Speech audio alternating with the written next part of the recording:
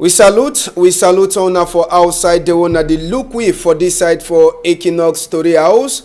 PG News debate, another day, another time for we for turn back for some of the trunk to read them inside the week. And Sabi said this week as well the finish campaign session for votes it don't finish. I will Sabi say Saturday it be the last day for midnight we campaign finish, and Sunday now we vote session get for pass inside the whole country. This PG News debate we go talk plenty palava for the campaign before this day for vote session in the camp country people them. But before we enter for inside the different campaign them, particular for inside northwest and southwest, we Sabi say Chief Dr. Joseph John Gute it be there for inside Boya southwest where he don't talk for population, say make them come out them plenty for say make all man he put a vote for decide who he get for lookout inside development for his own place. So Tori for inside PG News debate we go talk na plenty on top the campaign and even the vote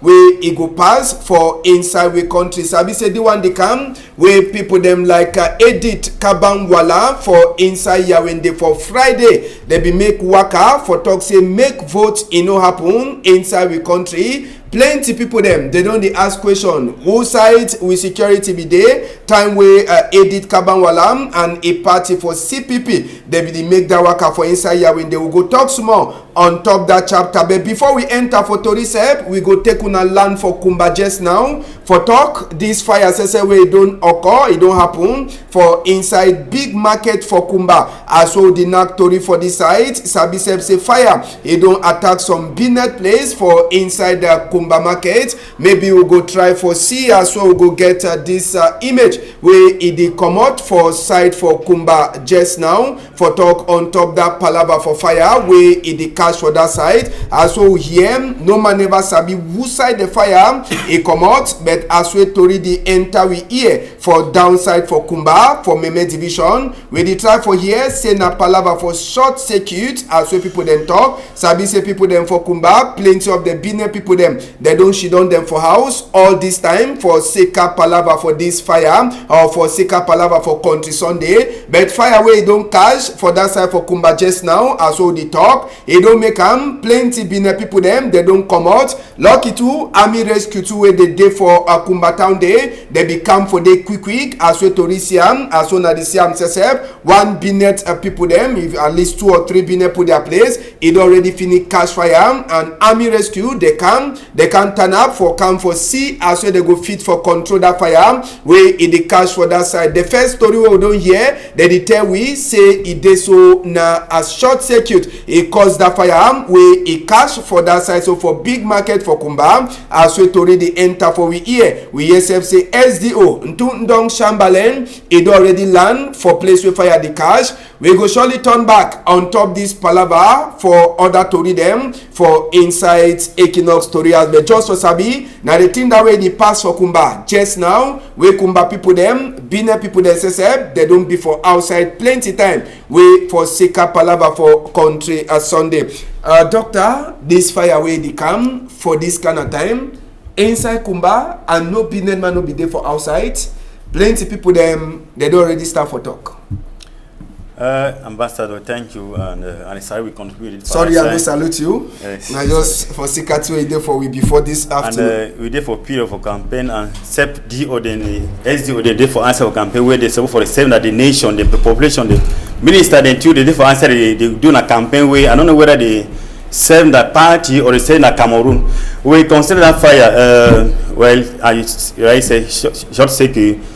When a fire and thing where they happen all the time, every day we hear fire, except for dwarf where this week fire don't occur. So now normal incident for Cameroon. That place for fire.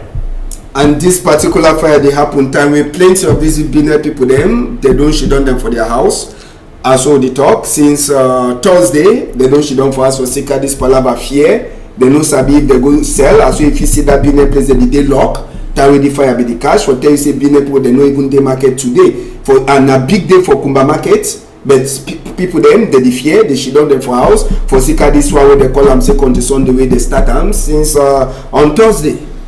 Yes, regarding the situation we there for the 2 English region then no man no be prefer for God die or for lose the capital then.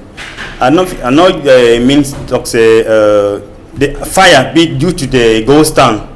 Now no man anytime person the time we did it, the fire also occur. So I fit to say I share for the way the 3 or 2 way they occur for them. All right, Reverend Bay Christian, this kind of fire way they happen time we been put the no day.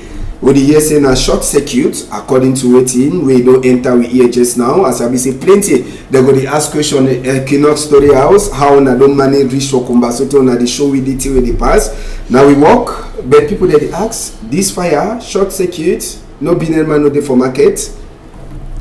Yes, Ambassador, thank you very much and good afternoon. And want to salute all people who watch Equinox this afternoon. For me, na no matter for Kumba because I know say most of the time they for Kumba for program I get for Kumba. So most often I do Kumba and Kumba light they just go on anytime, can add back anytime.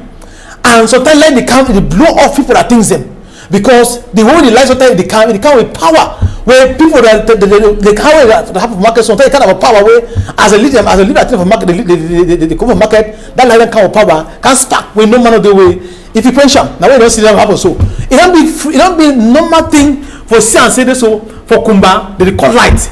They call light for Kumba anytime, at any second, any T second they call light for Kumba. It doesn't be a habit. I don't know whether our electricity sectors them or company they understand the consequences them or the implication for what they do even for the people who they consume the light. Because you know they consume light. Like sometimes you show how you watch TV. As some people they watch me now. Why is the light go off? No money give you why is the right light go off? There is every month. Sometimes I go tell me, take me 1 week. You don't get light. Why? Problem never will not solve them. For some for normal light will not be solved. Light will stay while we enjoy the light way. God and give for wisdom enjoy them. So that's the problem. Put the face on. Yeah, Reverend, the light issue no only for Kumba. If it talks except for draw for year for we quarter. No, normal sick for Cameroon. No, normal sick, but people them for Kumba they she don't say 1 week. We like no this. My people last time so how many weeks? You want to 1 week they don't get light until they come for street. They strike before they get them light. So now sick for Cameroon, now sick for government. Sick for company where they look at light. Company now who own the company? No, na government. The government don't pay for all their duty then. Either for they maybe sacrifice or buy new material on the right time, like they will give not for they get that light failure all the time.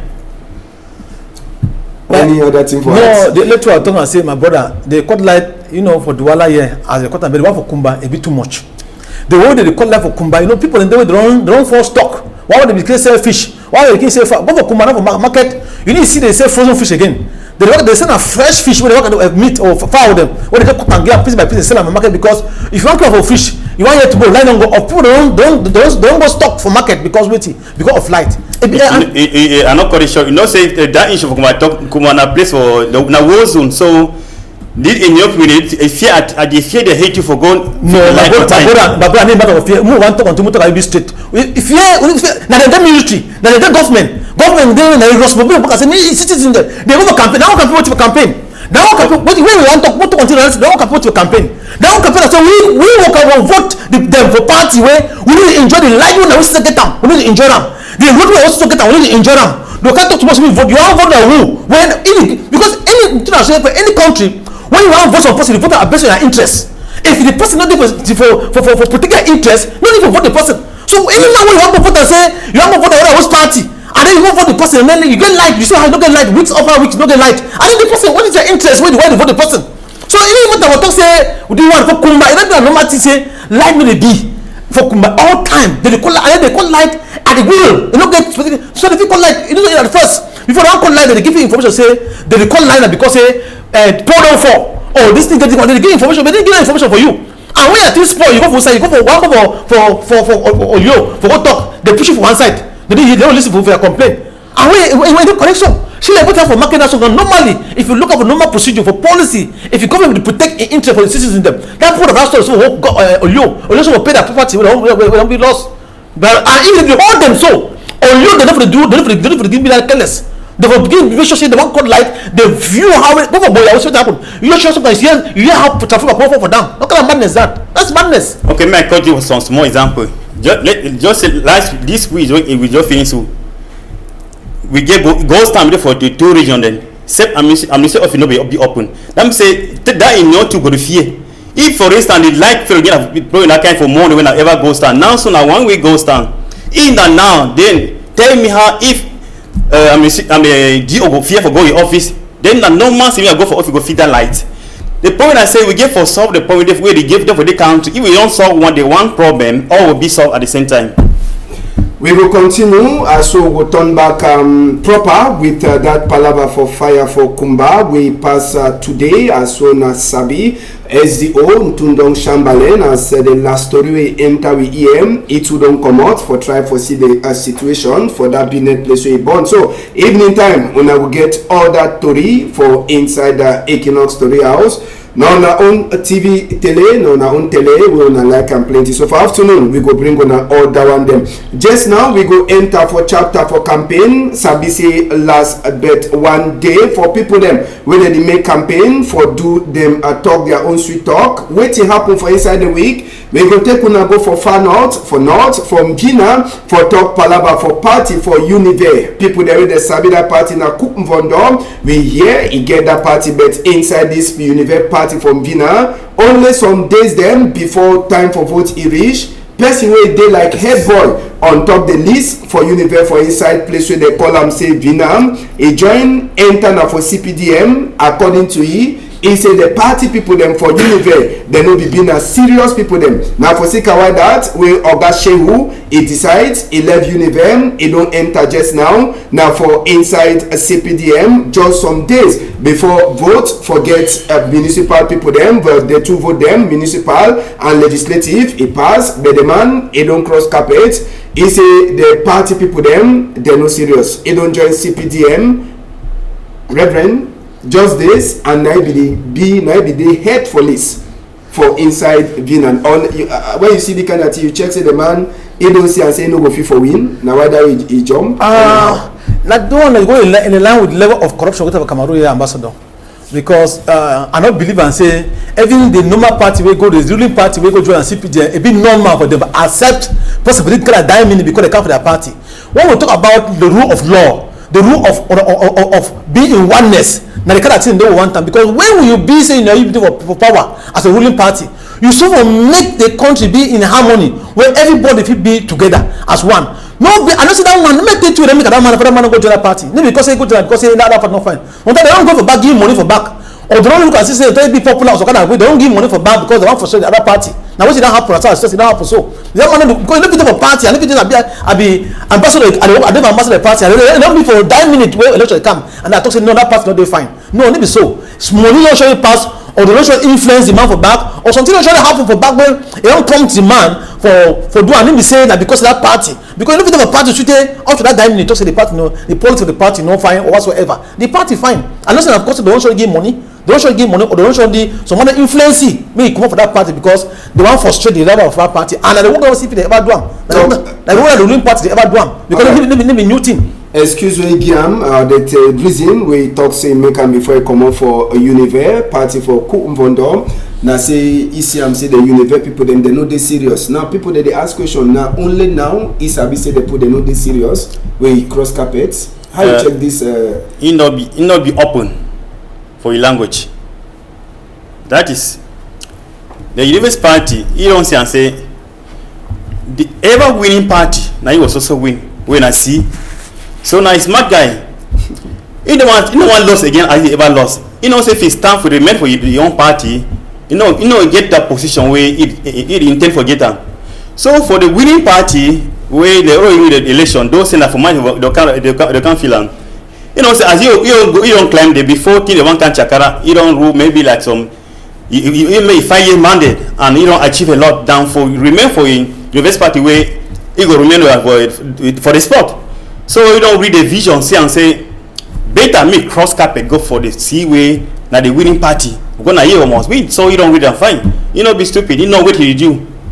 Okay. And so for North, we go talk a party for Isa Chiroma Bakari, where they call him National Salvation Front Party for Isa Chiroma Bakari. He said inside the week, he don't be for outside, and mostly for North, where Isa Chiroma, he don't make a campaign. Sabi say one of the thing we don't talk for people then for North, as we population be talk for it come good. Now say waiting, if they vote, plenty of the suffer the way population for North, they get particular Maruam, they no go get that kind of suffer again, picking the way they dishidon on top empty chair or the dishidon for ground for learn book, one the way they dishidon for on top stone them for learn book, or that one them so he don't promise people them for Marua say this so vote for a party, now vote to it this so it go bring change for inside Marua. And Sabi say Isa Chiroma Bakari for National Salvation Front, it make campaign so we one of achieve them for that side so for Diamare, it be come out for CPDM, he go for a party,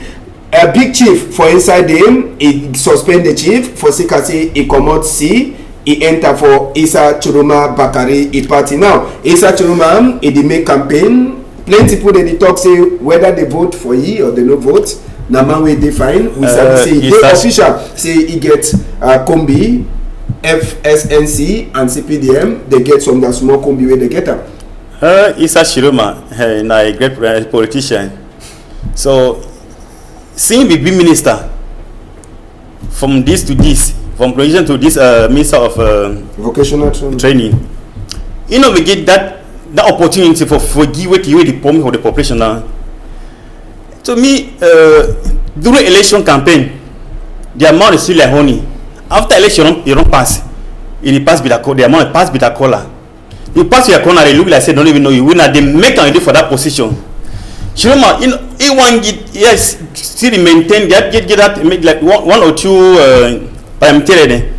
Make the ruling part now continue for recognize it, because if you come up with that parliamentarian, like President Ngokuma, which you got encourage him for maintaining for your government, for the work like the minister. So with that mayor then and then parliamentarian then you go give the power where you feel continue to promote it for the big minister then. So you find a personal interest. You know what I mean? With full people say no one you the one this, the one you this. What you will do for how many years before government? What you don't do before one can do another? We're going to say the amount is sweet for food them. See, you know, the population then that food every time the yes and no. So the things nothing will change. It give power. Let me say from if as if the minister of it is something that now when it will people they will do that thing. Well, as well the talk Isa Chiroma Bakari and the National Salvation Front Party. Now them ready to make the campaign for up north, but it did like say even the Palaba we here say one of the chief them for that side for Diamare, he cross carpet, he come CPDM entire party they give suspend for that chief. That one never worry over. Now when you look the promise where is the giam for people them for north for north day Maruam for say vote for my party, now vote for better thing they come. If you check in just normal promise where they ever come for all time for vote. Ambassador, what I'll tell you say, any man who he don't take part, he don't partake inside this government. This present government will denounce him as scammer. All of them as scammer. They will not be serious. That means you see for young, the old people they don't decide for them to cheer, and then use young people them for use them as weapon, as tool for their own personal gain. See even for military, when I young boys them. See anything to happen to even north and south. Now look at young people them. Which will happen? The old people don't decide for share for chair for putting. We want about development. The people that have power, every each human Bakari included. They don't like development in Cameroon. Development in Cameroon we only for campaign. Because normally if a person where you want to go for campaign where it get truly the things where it day for take out for make and see me develop Cameroon, you know about doing turn and talk after campaign, you're going to show people that say, now what you doing I don't do I don't give you a road, I don't give you a water, I don't give you this one, I didn't miss a vocational training, that you don't do, what is your own do? You can give us more society. For normal country where democracy they be in a level of competitive way. You see, I say any man they come for campaign, it be like a plan of action. Take away them do them, let's see the way they don't be for power for a long time. They also for one show the country. When do they don't do them? See what they come for those I thought they come for those they come. I enter some politician, I'm in my motor. The man carries motor says pay control a ticket for toll gate. He asks say the ticket for what see road. He said he asked us, the still road, the military man, say still road to repair what voting. That's the government. They talk about top of up, they didn't do anything. The people are saying now time where the youth and the Cameroonians they want to go vote because also they were South Cameroon they don't fit vote because now shut down, no man if you move out of a house. But the one where they Eastern Cameroon they want vote, meaning they know say their destiny there for their hand. If they want control for listen for the lies for the political government, the old people then okay, now then we go decide. But if you say the one said the one be for truth, for stand for truth, now will be the time for decide either for stay and for to say okay I don't want to vote for any man, or if I want vote you must convince me, because if I want vote you my interest be very important.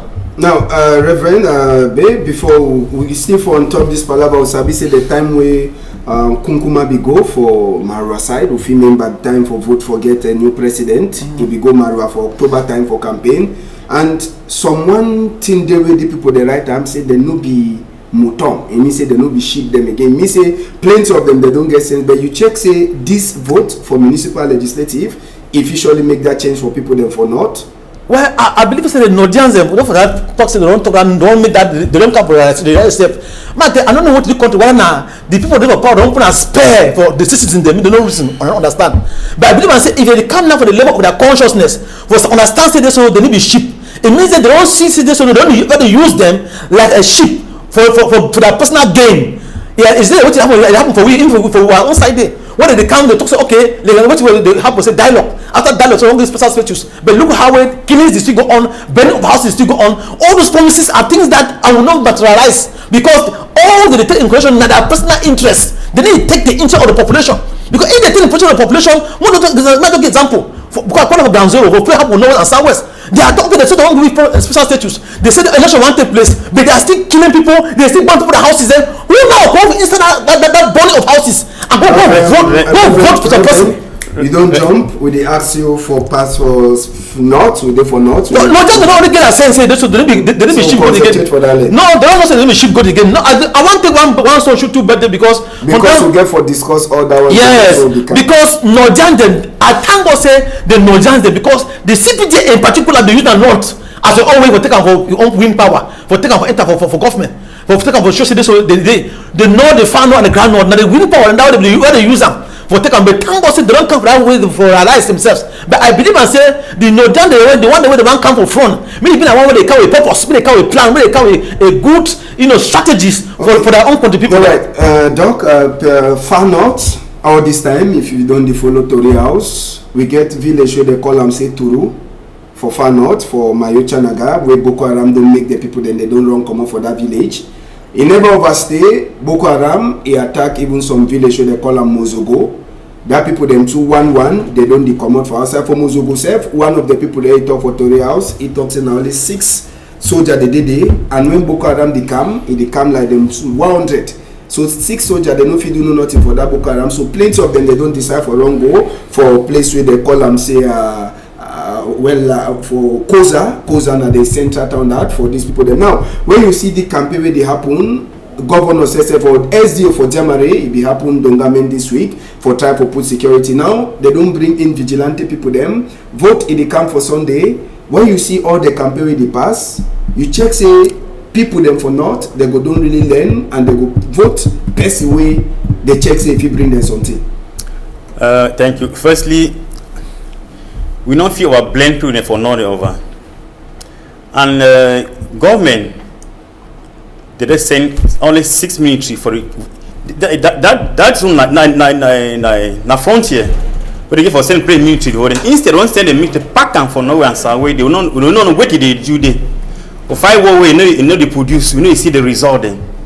If normally they for put like some maybe 100 military those in a boundary way Boko Haram they see they plenty. And not be said the Boko Haram for get that power for penetrate, they kill, they burn hand and destroy population then.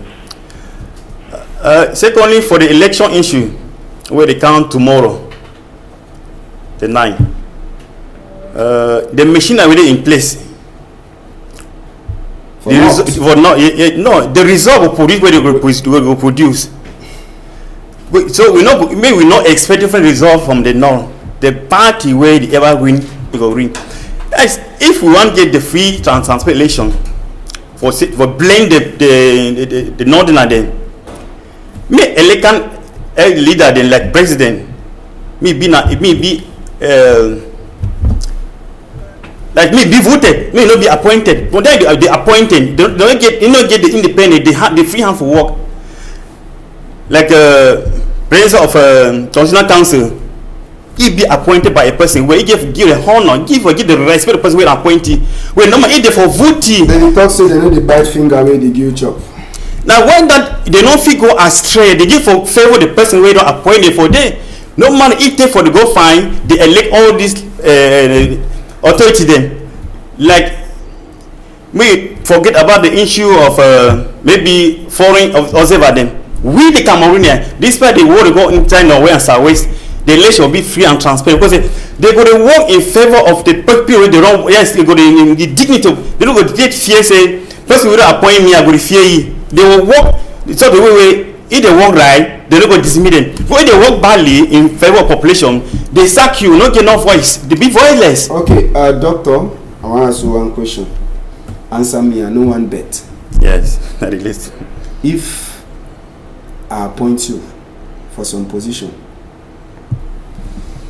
I give you some work for do. You go do the work according to what I want or according to what people they want. Answer the question and no one no bet. According to you, appoint why that the situation ask the question. If Nami I appoint you, I say work, do what you want to tell you. You go do them for me or you go do them for satisfy population. I go do it for you because I don't do it for you. You go sack me. So you no fit bite finger where they give you chop. Now blame with the blame government. Yes, the phone I say what my brother is talking about. Yeah, hand be tight. The truth way my brother talking about I say it's trying to explain some phenomenon where the opposition party need to take in consideration. Before you want stand for election for any country, you must make sure the body where it control the election it be transparent and you as a need to be represented in that body. So that if at all, because any party where they go for election inside election today, when they be presented inside elect camp, oversee the election inside elect camp, that party is not going to just say me going sick, or for some maybe say the one after election they go on, they'll give money, we take out of the pocket. But if we are the people that say we people from Cameroon, ambassador, we are the vex, and the people that say waiting, we will not get politicians in Cameroon, we get our party politicians, people want to work in the behalf of the parties. Go for other nation, the people that work with behalf of their nation, they get that say, me that nation, me they see improvement, me they see how the nation improve, me they see how everything they move for the nation. But for Cameroon here, they put it around for the party. You see people that struggle for work, for do everything, live for the party, and then they pull away the key Cameroon development, they go for back. They need to development, they go for back. They can't just development, go for front, development, go for back. Now because why? Because people don't decide for the work for the party, they need one for the nation. They can't start talking Cameroon. I can't remember. I hear what Benaye to a can't talk on the minister for Kumba. When they come for campaign, he can say no. I vote CPTM because the other opposition party don't do nothing. What is CPTM saying down for them? That's the problem. The war they go on. They never solve them. They cause about it. They don't do. This is the reality of our nation. People are working for, but they want to have a party. They need work for the people. All right, we go left campaign for Vina, Univer, and even Palava for Issa Chiroma Bakari Party, National Foundation, National Salvation Front, as well they call the party name. We go take people them. We go just now for Sumo. We enter for Southwest. We go for side for Akwaya. For Akwaya side, country people them. Eno Benz or Bate Benz, as well they call it. He then for CDP party, he be tonton enter for inside Akwaya for talk, for make his own campaign, for say make people them for Akwaya. The voting party time where he dey so vote in the camp. Reason why Guillaume he talk say if the voting party as soon as Sabi, he will give them development where he never come for Akwaya so now. And according to what population say for Akwaya they talk, one person will be talk for population for Akwaya where they be there present. He say Akwaya be like the Akwaya within the oldest subdivision for inside Southwest or Mayu division. If you don't get for B, now a big division on its own. They just now development never enter. Place is also dry and this palava for Northwest and Southwest. it is also worry them for that side. So when no day at all. Plenty they go the ask question how Bate Benz Imani enter for inside Aquayam. Now so the man take enter for Aquayam just for tell we say true. Road in the Kene make we see as we take enter for Aquayam. It be enter now for helicopter. Now for tell we say true. Road in the Kene so no be fit for waka for roads. It no be fit for take motor, come out for Douala or for pass through Babendam, enter for Mamfe or for enter for Aquaya, and it is sure to say maybe road to for Wakadis or Aquaya no define. So now helicopter and to them or soldier them when they dey inside. Now so it be take enter for Aquaya. That one too, it is sent to another strong message for people there for outside. Votes on Sunday after the vote, waiting to happen. Ambassador. No, na good make an internet for helicopter. Why put that gun proof for his skin? It is fear with it. If you say work for road, if you go reach up where they go there. So many fool will say, okay, for that 37 years where they see, where they represent. NOBC, it be na CDP. Yes, CDP, sorry. No, na CPD. It be na opposition party, but they allied to CPD. So I say na them be join opposition. They be join them plenty time for presidential. Yes, believe me. Say if you win the council then, or the seat then, you will get for who? You will get what kind of power for control. See, you will also get for. You will see lean and heal and for ye. That is you don't fade that up for the 37 years. So as he carry that gun proof inter, okay. Now lock down this. Let's say for instance instead of Naberi, I want give to go vote for a village. How people can go vote, leave for police go vote. Where Mutoni day buy the water, you work ha. Even they buy the carry you, stay tremble catch you for road. Who the loss? For second one way, we know even see what you go be benefit for day. So that election for that Sunday with the time we say they make go campaign and so on and so forth. Okay, may provide population with all the military, the way they carry one person with military got a company, made the can come back for them, they keep them, they guide them throughout all the years they made the 75 and can't disturb them. Okay,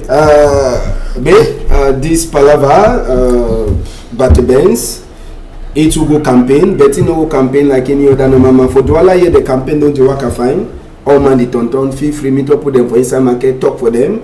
No man the thing that will oversee them for inside the other zone them. He own waka be dinner for inside the play. Ambassador, what I was telling I say just the fact that man go and because they see other parties the waka ministry even protect them. I don't want to talk for inside the Anglophone zone for north and south for southern Cameroon. And also election will take place for any place for election where any place because rumor already goes into for Lebi Alem they already vote for Measo so they already vote. That's all news. That's all rumor they already go on say they already vote for all those places. There no election if you hold for that. At my corner side, I mean when you know see Kumba today goes down. The whole place now who come for go vote? For go vote who? When crisis don't take for how many almost 4 years today. The government don't empower them. Who come now so they want campaign who what see? When nothing solve a small problem, when the people what they claim say now people the way they vote for power, they get problem they cannot solve it. Englishman no look at that way. If you want solve, if you want a vote to, you must meet out the need of the people. Today we don't say have Matutu, have Matu. Military government the key people, the bottom people that bite them. For every side they all going happen. Now government is responsible for being justice for those people that from that act. For they say that act of government what happened to do. Military people carry young boy them say the work and will stick say government arm about them. Is that how what the military so will do am? And the same government when that means the government under the command, they tell me someone go vote for what do they want do? What do they fit do? Now all the whole thing is a threat. People are just working on that threat. Today I want to come home and get this thing. I left the phone. When I can just say go for so and so place. Who say no more time I for rewrite the for both? I can just send message for people to say go vote here. So far as so if you don't get your voters card, no, ambassador get SMS with those. Ambassador, look at you get your voters card. I get my voters card. Now from there they get the information. I need it tonight, but now people have Kwakwa, people have Kona, who have Muluka, so they don't go the house. They voter card they don't go put the vote site. Because the government got the information there, but most of them don't have voter card. Don't even get IDC cards because what they don't burn their houses with their document inside, and they suffer. And because of that, they want to go vote government. We get plenty thing for talk. We don't go sit down for one side. We don't go for Manfe. Make we see as we campaign to be happen inside Northwest. We go talk complete for Northwest. They will come back for here. We talk as well the thing in the past.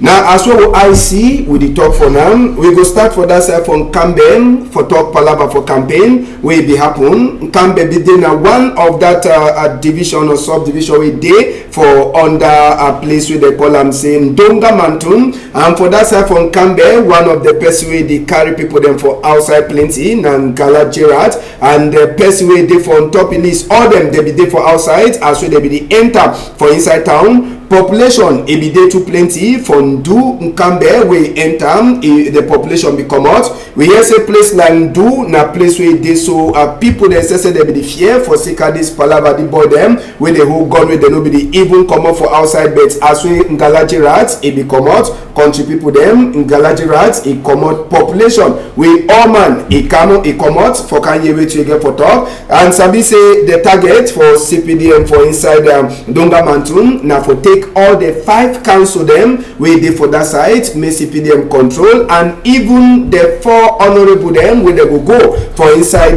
place wey they call am say National Assembly make them come up for this. So minute for silence e be there for people there they don't sleep straight for Sekari Palaba wey dey happen for Northwest and Southwest and plenty other thing them. Abeg how make we come out for Donga Mantun we take people then go from Binkam so for under Donga Mantun sorry Campbell Nju to Binkam from Binka side na village for Shea Jones Yembe, former minister. For the two Galajerat, it be come out population them plenty for outside for talk for them reason why they get for vote for CPDM. And according to him, vote for CPDM, it will be na one for bring development inside place where they call them same Binka as we talk for population for that side. We come out from that side from Binka, we go see Wakatu, we Maros Acham, Imekam for enter for inside place where they call them same Bengwe.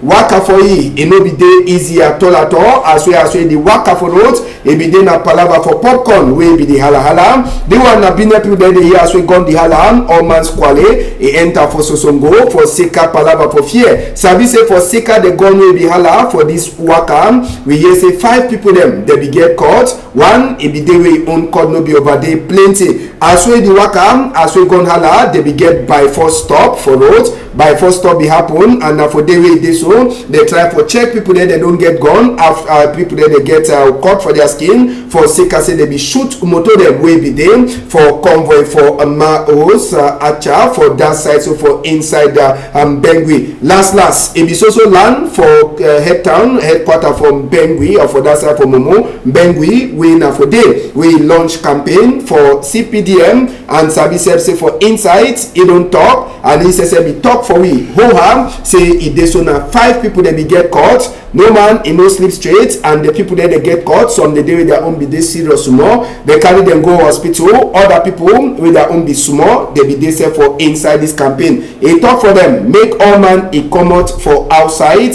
number 9 day for vote make no man in no fear as we to repass so now just so the campaign he work for inside Northwest CPDM plenty people them they ask question how the money come out this population. Some people they be there to check say maybe people they don't run but when you see the people there they come out for all time them where the campaign happen wait if you for talk for that population wait if you check palava that population will be come out for this campaign then. Well you know the way CPD say they work and do the campaign then that people will do migration they carry population from one direction to another. We don't see for Bamenda where they will carry people for Chang, we carry people for Bunda, carry people for Babusa, they bring for Bamenda. For can't show people that say population don't come out. We see the kind of for Douala, they bring for Boya. We see the venture even for media for news here, we don't see how they did what you call migration. And I believe sometimes other people don't come for different other side them, they don't come join for they come maybe their relative and people they sometimes don't get the money. That for example they do so they die because they don't get the money. And that the policy that for the CPDM. all their own, they can't talk about development, how in the land begin talk, let's say the development. Which development CPDM don't bring up? For how many years? And people say, the problem where at the vex say, the ruling party is CPDM, it didn't have the people say their party will frustrate the Cameroonians. Because they can't talk about development, they can't talk about development for them. How, which way they don't do for all these years when they have power? They can't tell me say that you don't do them, they don't fix it, that you don't do them this. Now, school don't make them, now good hospital don't open them, open up our people, when they enjoy them. They will can't tell you. They can't tell you about. They can't promise you all kind of things. Give you money. That's simply an unstructured campaign.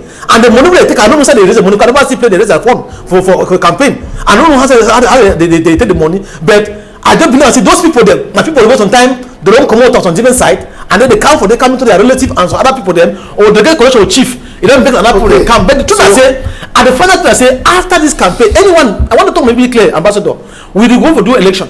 But for me, I consider say as me as a standard personally, any man will vote for Northwest. For me, I don't feel myself it be guilty for the people who don't die. Because if we go election, we vote for Northwest and Southwest, when people don't die like that means they don't die in thousands. It didn't say we don't get conscience for our own brother the way they don't die. Okay, you talk with plenty vex for your mind, so calm down, calm down. Put your blood for ground. Calm down, Ambassador. Doctor. Plenty people they be come out for the campaign the way it be happen for Bamenda. Particularly some zones them where the talk say people they be don't run come out. You know, be surprise you. Yes, Reverend talk or say they people migrate, they go for the that's for the convoy.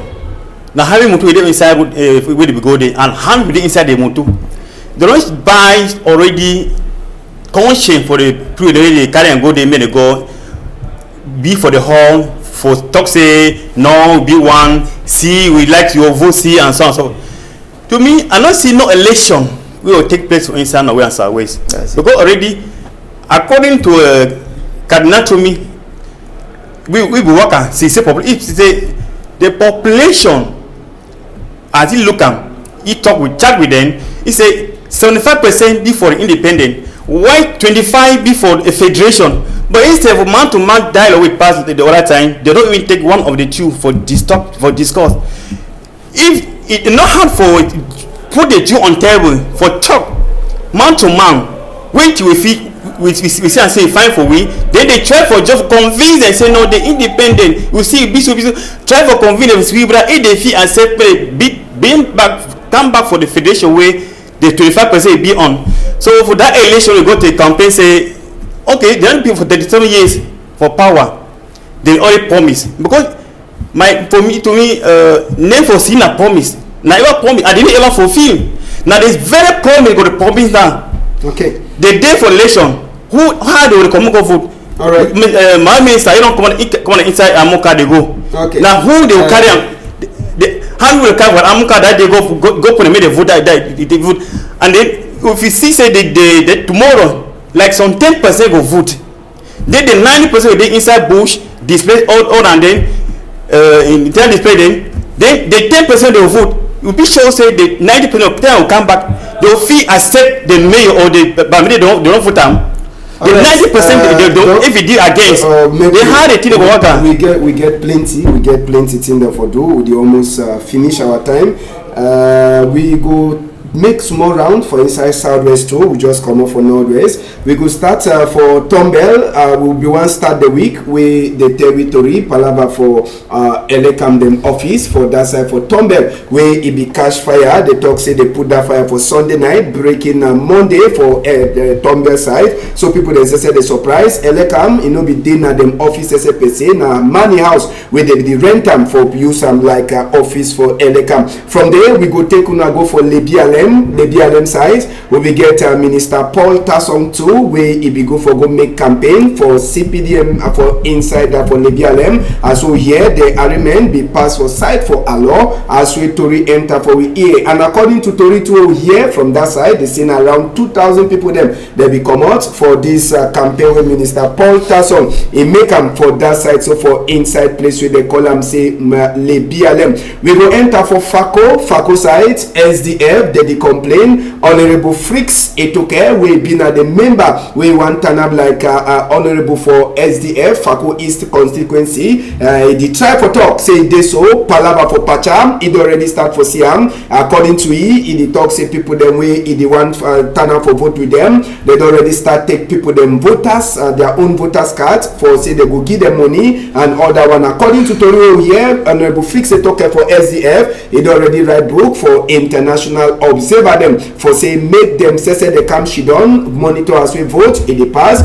for inside a Southwest for say it already start for Smith Pacham we them go make them for this vote way in the camp according to way person for SDF for Fako East it talk for we and we finish this round for Southwest for talk palava for Wakam. We Chief Dr. Joseph John Gute, he make him for inside Southwest. I want to say this is work for that side for Boya. It become now for time too with this country Sunday where they talk say they go use them for make vote in Owaka fine. It just starts and also he enter for inside place where they call them say Boya from Mongo, Sote Ipaso Tiko, Mutenge the Limbe we go land for Boya. Population be there them plenty for outside for talk for Ikam good and one of the strong talk where he send up for population for outside as we be there for Bongo Square. Now for say make all man he come up for vote for number 9 day inside this moon. He say any man wey he no vote according to waiting according to talk person wey been a coward he go so be coward as we talk in the talk say make man no fear make all people then come out for vote people then wey they go look at their development tomorrow. So we don't make round for inside Northwest and Southwest. Wait till we get for talk for short. We don't almost finish and the program the ends tomorrow. Just say John Gute. I don't see the mobilization. You don't organize them. Buy guy there and then we will bring them from outside. We can't maybe like say they don't come inside the Southwest. The population for Tiko Limbe all man become of us. You don't hold that by right. If you don't give them, maybe 10 times maybe put them. Maybe say Limbe. All man say Tiko and Mutenge and place them for Okada people them. They don't buy their conscience. They don't buy other give full time for them. Give them once when I put full time they can dispraise go back. After they wanna take them when I chop them. So I'm not blaming for that one. They don't take out dispraise, but that day for election as they don't come on, so you know see now for outside. May come back to 7 to SDF. Don't need to be boycott election. 2020 we give for boycott election. They accept the election. That is now a total the SDF to me now a party where they don't even know what they do now. Because they don't want lose that position say first opposition of Cameroon. That don't me. Me no work on top population then. The one also get that power for okay. What time to finish? Just talk one word more. No, I don't know. Say for Lebi Alem, election already take place since, and for others, just going to come for Limbe and for Boya. They force school picking them. Delegate even one picking and say if they see you want come for school, take your uniform, put it back. Take a clock with them. You mean the government officially they teach picking them how to do rascality life. That's what government opposition they do that. They teach for the proof. No, I got proof from school. Not because I got proof. I got proof. I don't got proof. Yes. I want to say thank you. Vote number 9 day for inside this moon. We go surely turn back for Monday. Forgive una all the thing that will happen. Now so for Monday, una hold am tight.